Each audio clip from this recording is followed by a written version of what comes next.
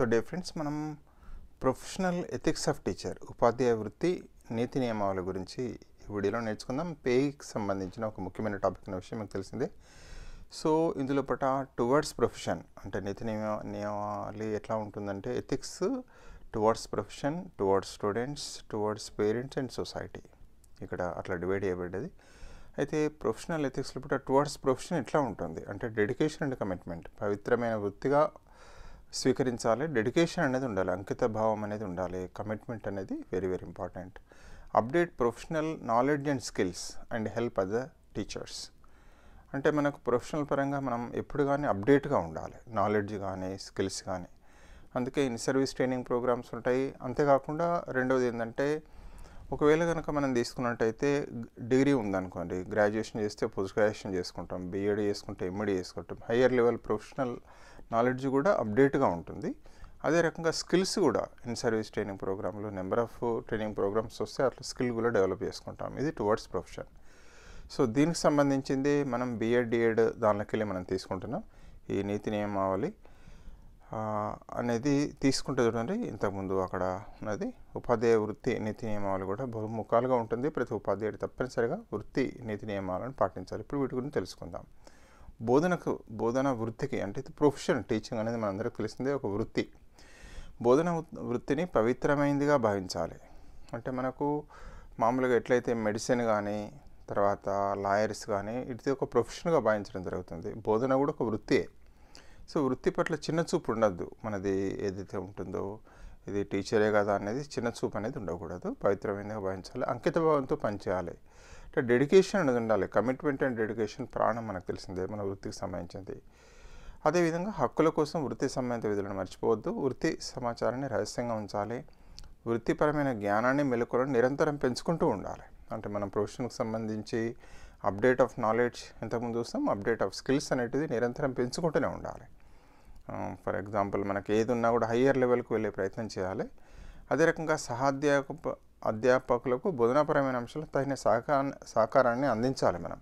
అంటే మనం ఓలకోలం ఉపాధ్యాయులుగా మనకు తెలిసిందని ఇంకోళ్ళకి షేర్ చేసుకుంటాం, వాళ్ళు తెలిసిందని మనకు చెప్పేటప్పుడు ఓలకోలం షేర్ చేసుకోవాలి. ఒకరికొకరం మనం ఏంటంటే హెల్ప్ చేసుకోవాలి ఏ అంశాలపైనైనా. సహాధ్యాపకులతో నిర్మాణాత్మకంగా వ్యవహరించాలి, కన్స్ట్రక్టివ్గా ఉండాలి. అదేవిధంగా తన శక్తి సామర్థ్యాన్ని గుర్తించి అందుకు తగినట్లుగా పనిచేయాలి. విద్యా సంబంధించిన పనులను నిరాకరించొద్దు. అదే ప్రొఫెషన్గా మనకు అది గవర్నమెంట్ అప్పగిస్తుంది కావచ్చు, లేదా మన యాజమాన్యమే అప్పగిస్తుంది కావచ్చు, మనం నిరాకరించవద్దు. వృత్తి సంబంధితమైన డోంట్ అవాయిడ్ ఎడ్యుకేషనల్ వాటిని నిరాకరించవద్దు.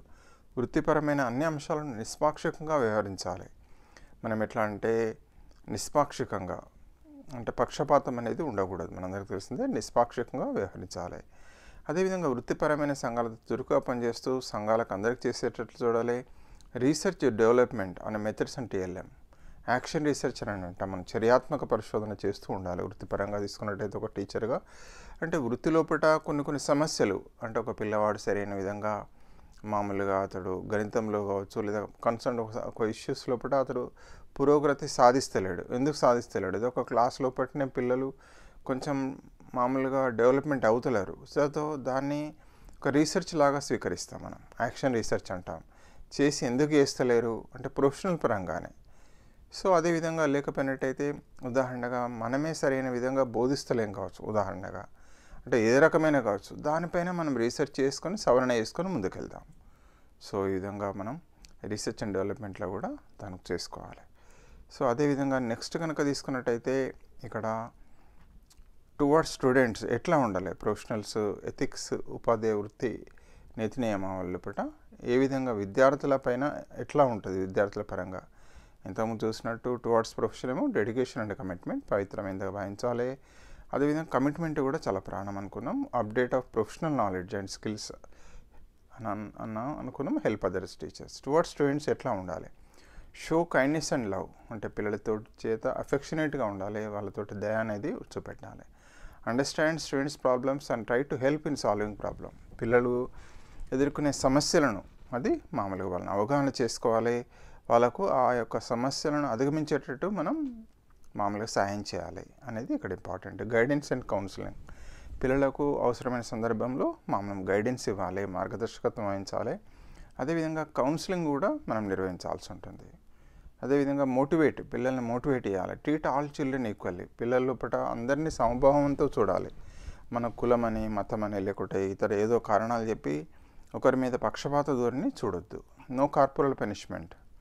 మనం కార్పొరల్ పనిష్మెంట్ అనేది అది ఉండదు, మామూలుగా బ్యాన్ చేయబడ్డ విషయం తెలిసి. హేళన చేయవద్దు. పిల్లల్ని ఎప్పుడు కానీ హేళన అనేది చేయొద్దు. అప్రిషియేట్ చేయాలి, అభినందించాలి. Teachers behaviour, appearance, speech, action and manner should be respectable. తప్పనిసరిగా మన యొక్క ప్రవర్తన కానీ, అపియరెన్స్ లోపల కానీ, మాటల లోపల కానీ, యాక్షన్ లోపల కానీ, మేనర్స్ లోపల కానీ షుడ్ బి రెస్పెక్టబుల్గా ఉండాలి. అకౌంటబిలిటీ ఉండాలి, జవాబుదారితనం. ఏదో చెప్పుకుంటూ పోతున్నామని కాదు, బిడ్డకు రావాలి. అకౌంటబిలిటీ అంటే పిల్లవాడు నేర్చుకునే విధంగా మనం బోధించాలి. మనం చెప్పామంటే పిల్లవాడికి రావాలి, కొంతకు వస్తలేదు మళ్ళీ చెప్పాలి, మళ్ళీ అకౌంటబిలిటీ అనేది ఉండాలి. సో ఇందులో కూడా మమ్మల్ని గమనిస్తున్నాం. ఇక మనకు తీసుకుంటే అకాడమీలో చూద్దాం ఎట్లా ఇచ్చారు అంటే, విద్యార్థికి సంబంధించిన నీతి నియమావళి, విద్యార్థులకు సంబంధించినది.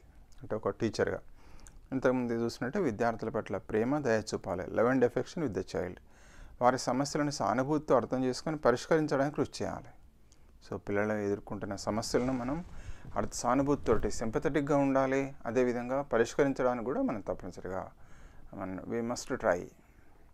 వారి వ్యక్తిగత, మానసిక, విద్యా సంబంధిత సమస్యలకు సరైన మంత్రణ, మార్గదర్శకత్వం అందించాలి. కౌన్సిలింగ్, గైడెన్స్ అనేది ఇవ్వాలి. వాళ్ళకు ఎడ్యుకేషనల్ కావచ్చు. ఫర్ ఎగ్జాంపుల్ పిల్లలు వెళ్ళేటప్పుడు ఏ కోర్స్ తీసుకోవాలి, ఆఫ్టర్ 10th ఉందనుకోండి, తర్వాత అప్పుడు మనం ఏమంటాం, గైడ్ చేయాలి పిల్లలకు. లేదా సబ్జెక్ట్లో కొంచెం ఏమైనా డిఫికల్టీగా ఫీల్ అయితే వాళ్ళకు కూడా కౌన్సిలింగ్ ఇవ్వాలి, గైడెన్స్ ఇవ్వాలి. సో విద్యార్థుల శక్తి సామర్థ్యాలను వెలికితీసి ప్రోత్సహించాలి. ఎంకరేజ్మెంట్ అని వారి లోపాలను సరిదిద్దుకోవడానికి, అధిగమించడానికి తగిన సూచనలు ఇవ్వాలి. Help students to overcome their deficiencies. విద్యార్థులందరినీ సమదృష్టితో చూడాలి, ఈక్వల్గా చూడాలి. పార్షియాలిటీ అనేది ఏ పరిస్థితుల్లో ఉండకూడదు. ఎందుకంటే పిల్లలు సులభంగా పసిగడతారు. కులం పేరు, మతం పేరు, లేదా ఇంకో కోణంలో పట్టును మనం ఏ పరిస్థితులను వాళ్ళను మనం అందరినీ ఈక్వల్గా చూడాలి. నిష్పక్షపాతంగా ఉండాలి. నిష్పక్షపాతంగా, నిజాయితీగా వ్యవహరించాలి. విద్యార్థుల మధ్య ఉన్న వైయక్తిక భేదాలను గుర్తించి, ఇండివిజువల్ డిఫరెన్సెస్ ఉంటాయి పిల్లల్లో, వారిని గుర్తించి ప్రతి ఒక్కరూ కూడా డెవలప్ అయ్యేందుకు మనం ప్రయత్నం చేయాలి. అదేవిధంగా తీసుకున్నట్టయితే విద్యార్థుల పట్ల చెడు ఆలోచనలు ఉండకూడదు. విద్యార్థులను వ్యక్తిగత, వృత్తిపరమైన పనులకు ఉపయోగించుకోవద్దు. అంటే మన యొక్క ఎన్నో పనులు ఉంటాయి, ఆ పనులకు పిల్లల్ని వాడుకోవద్దు. అది చాలా ఇంపార్టెంట్. విద్యార్థుల వ్యక్తిగత విషయాలను రహస్యంగా ఉంచాలి. కొన్ని ఇంపార్టెంట్ ఉంటాయి పిల్లల లోపల. సో అలాంటి వాటిని రహస్యంగా ఉంచాలి, లోపాలు కానీ ఏదైనా ఉన్నట్టయితే. విద్యార్థుల లోపాలను ఎత్తి చూపి హేళన చేయొద్దు. పిల్లల్ని అందరి ముందట కానీ వ్యక్తిగతంగానే హేళన చేయొద్దు. విద్యార్థుల నమ్మకాన్ని, గౌరవాన్ని పొందే విధంగా మాటలు, చేతలు, ఆహారం, నడవడి ఉండాలి. విద్యార్థుల యొక్క నమ్మకాన్ని, గౌరవాన్ని పొందే విధంగా మాటలు, చేతలు, ఆహారం, నడవడి ఉండాలి.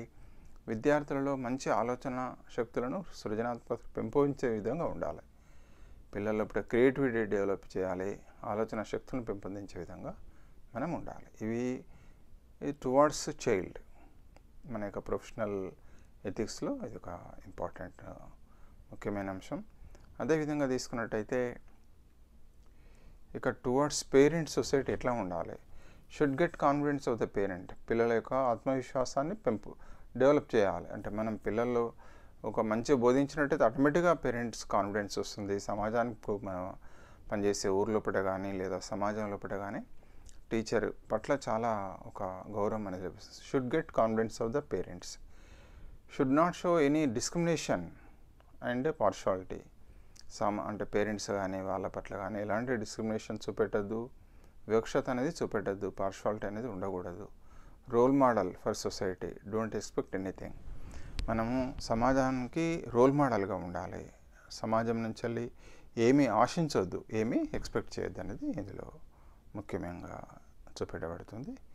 సో ఇదే కనుక తీసుకున్నట్టయితే యాజమాన్యానికి, ఉన్నతాధికారులకు సంబంధించిన నీతి నియమావళిని ఇస్తున్నారు. ఇది కూడా ఒకసారి చూసి అటు వెళ్దాం. పనిచేస్తున్న యాజమాన్యానికి నిబద్ధులై ఉండాలి. ఒకవేళ యాజమాన్యం నిర్ణయాలను సంస్థ లక్ష్యాలకు విరోధం ఉంటే వాటిని సున్నితంగా, నిష్కర్షగా తెలియజేసి సంస్థ అభివృద్ధి కృషి చేయాలి. యాజమాన్యానికి, ఉన్నతాధికారులకు నమ్మకంగా, విశ్వాసపాత్రంగా ఉంటూ అవసరమైన విధేయత చూపెట్టాలి. పాఠశాల అభివృద్ధిని ఆటంకపరిచే అన్ని అంశాలను అధికారులకు తెలియజేయాలి. యాజమాన్యంతో కానీ ఉన్నతాలుగా ఎవరితోనే బాధ్యత అప్పగిస్తే ఇష్టపూర్తిగా స్వీకరించి నిబద్ధతతో స్వీకరించాలి. మన హెచ్ఎం కావచ్చు, హయ్యర్ అధికారులు కావచ్చు, ఏదైనా బాధ్యత అప్పగిస్తే తప్పనిసరిగా ఇష్టపూర్తిగా స్వీకరించాలి, కమిట్మెంట్తో చేయాలి. అయితే మెప్పు కోసం తలకు మించిన బాధ్యతలు తీసుకోవద్దు. తాను చేసే పనుల ద్వారా సంస్థ గౌరవాన్ని పెంచాలి. ఒక టీచర్గా మనం పాఠశాల లేదా మనం పనిచేసే ఆ యొక్క సంస్థ యొక్క గౌరవాన్ని పెంచాలి. యాజమాన్యం సంస్థ లోపాలతో ఇతరులతో చర్చించవద్దు. అంటే మన యొక్క యాజమాన్యం యొక్క లోపాలు ఉంటే ఆ లోపాలను బయట వాళ్ళతోటి హేళనగా అట్లా ఇట్లా మాట్లాడొద్దు అనేది. అధికారికమైన విషయాలను, రహస్యాలను అనధికార వ్యక్తుల దగ్గర ప్రస్తావించకూడదు. సో కొన్ని సందర్భాల్లో సీక్రెసీస్ ఉంటాయి, వాటిని బయట వాళ్ళతోటి మనం ప్రస్తావించవద్దు. దొడ్డిదారులు అధికారుల మన్ననను పొందడానికి ప్రయత్నించవద్దు. తన తప్పులను తెలుసుకొని సరిదిద్దుకునే విధంగా ప్రవర్తించాలి, కానీ వాటిని ఇతరులకు ఆపాదించి తప్పించుకోవద్దు. ఇక విద్యార్థులకు ఇంతకుముందు చూసాం, విద్యార్థుల తల్లిదండ్రులకు సంబంధించిన నీతి నియమావళి. అంటే ప్రొఫెషనల్ ఎథిక్స్ లోపల టువర్డ్స్ ప్రొఫెషన్ చూసాం, టువర్డ్స్ చిల్డ్రన్ చూసాం, టువర్డ్స్ యాజమాన్యం చూసాం, ఇప్పుడు టువర్డ్స్ పేరెంట్స్ చూస్తున్నాం. విద్యార్థుల తల్లిదండ్రుల అభిమానాన్ని, విశ్వాసాన్ని చూరగొనాలి. తల్లిదండ్రులతో సత్సంబంధాలను కలిగి ఉండాలి. తల్లిదండ్రులపై పక్షపాతం, వివక్షత చూపెట్టవద్దు. విద్యార్థుల శక్తి సామర్థ్యాలను, బలహీనతలను తల్లిదండ్రులకు అర్థమయ్యే రీతిలో చెప్పి అందుకు తగిన సూచనలు, సలహా ఇవ్వాలి. విద్యార్థుల విద్యాపరమైన వ్యక్తిగతమైన మానసిక సమస్యలను వారి తల్లిదండ్రులతో చర్చించి వాటిని పరిష్కారానికి సేవలను అందించాలి. విద్యార్థుల మూర్తిమత్వ వికాసంలో కుటుంబం పాత్రను తల్లిదండ్రులకు తెలియజేసి అందుకు తగిన వాతావరణాన్ని ఇంట్లో కల్పించేటట్లు చూడాలి. అవసరమైనప్పుడు విద్యార్థుల ఇంట్లోకి వెళ్ళి వారి సాధక బాధకాలు తెలుసుకొని తగిన సూచనలు, సలహాలు ఇవ్వడం వల్ల తల్లిదండ్రులు, ఉపాధ్యాయుల పట్ల గౌరవం, విశ్వాసం కలుగుతుంది. విద్యార్థుల గురించి సరైన నమ్మకం, సమాచారాన్ని తల్లిదండ్రులకు ఇవ్వాలి. ఇక టువర్డ్స్ సొసైటీ, సమాజానికి సంబంధించిన నీతి నియమాలు. సమాజంలో ఒక ఆదర్శ సభ్యునిగా ఉండాలి. అంటే రోల్ మోడల్, మనం ఎక్కడ ఉన్నా కూడా పిల్లలకు ఒక రోల్ మోడల్గా ఉండాలి, సమాజానికి కూడా ఒక రోల్ మోడల్గా ఉండాలి. పాఠశాలలో మంచి సమాజాన్ని స్థాపించాలి. సామాజిక, వ్యక్తిగత ప్రవర్తనల ద్వారా ప్రజలు ఒక స్థానాన్ని పొందాలి. సామాజిక స్పృహను కలిగి ఉండాలి. సామాజిక కార్యక్రమాల్లో పాల్గొవాలి. సమాజం, విద్యార్థులు కుటుంబం పట్ల పౌర బాధ్యతను చక్కగా నిర్వహించాలి. సమాజంలోని అన్ని వర్గాల పట్ల సమభావం కలిగి ఉండాలి, కానీ వివక్షత చూపెట్టద్దు. సో సమాజంలో ఎన్నో రకాలు ఉన్నవాళ్ళు ఉంటారు, లేని వాళ్ళు ఉంటారు, అన్ని రకాల కులాలను కూడా సమభావంతో గౌరవించాలి. ఎవరి పట్ల కూడా వివక్షత చూపెట్టద్దు. సమాజంపై తనపై పెట్టుకున్న నమ్మకాన్ని వమ్ము చేయొద్దు. సమాజంలో బౌద్ధిక, నైతిక, ఆధ్యాత్మిక జీవన నాణ్యత గల విద్యను ద్వారా బలపరచాలి. దేశభక్తిని కలిగి ఉండాలి. సో ఇవి ప్రొఫెషనల్ ఎథిక్స్ ఆఫ్ టీచర్స్. ఇది టువర్డ్స్ సొసైటీ ఉంది, అదేవిధంగా టువర్డ్స్ తల్లిదండ్రులకు సంబంధించి ఉంది. అదేవిధంగా తీసుకున్నట్టయితే యాజమాన్యానికి సంబంధించి ఇక్కడ చూసాం ఎట్లా ఉండాలనేది. అదేవిధంగా టువర్డ్స్ చిల్డ్రన్ ఏ విధంగా ఉండాలనేది కూడా మనం చూసాం. విద్యార్థులకు సంబంధించిన నీతి నియమాలు ఎట్లా ఉండాలి, బోధనకు సంబంధించిన నీతి నియమాలు ఏ విధంగా ఉండాలి. సో ఈ రకంగా మొత్తం దీని ఏంటంటే ప్రొఫెషనల్ ఎథిక్స్ ఆఫ్ టీచర్, ఉపాధ్యాయ వృత్తి నీతి నియమావళి. Towards profession, dedication and commitment. పవిత్రమైన వృత్తి, పవిత్రమైనదిగా భావించాలి మన యొక్క ప్రొఫెషన్ను. అప్డేట్ ఆ ప్రొఫెషనల్ నాలెడ్జ్ అండ్ స్కిల్ అనేది వెరీ వెరీ ఇంపార్టెంట్ అన్న విషయం మీకు తెలిసిందే. టువర్డ్స్ స్టూడెంట్స్, షో హెల్ప్ అంట. టువర్డ్స్ పిల్లల పట్ల దయ ఉండాలి. Love, understand and students problems and try to help in solving problems. Guidance and counselling ఇవ్వాలి. మోటివేట్ చేయాలి. Treat all children equally. Impartiality ఉండాలి. పిల్లల లోపాలను ఎత్తి చూప. నో కార్పొరేట్ పనిష్మెంట్, హేళన చేయవద్దు. అప్రిసియేషన్ అనేది ఉండాలి. Teacher behaviour, appearance, speech, actions అన్నీ కూడా రెస్పెక్టబుల్గా ఉండాలి. జవాబుదారీతనం అనేది ఉండాలి. Towards parent and society, should get confidence of parents, should not show any discrimination and partiality. Role model for society, don't expect anything. So ఇది మనకు professional ethics of teacher. So దయచేసి ఇది మనకు పిఐలో సిలబస్లో భాగంగా ఉంది. ఒకసారి దయచేసి చూసుకోండి. సులభంగా ఒక 5-10 minutesలో టాపిక్ కంప్లీట్ చేసుకోవచ్చు. So thank you for watching this video. Kindly subscribe for our channel.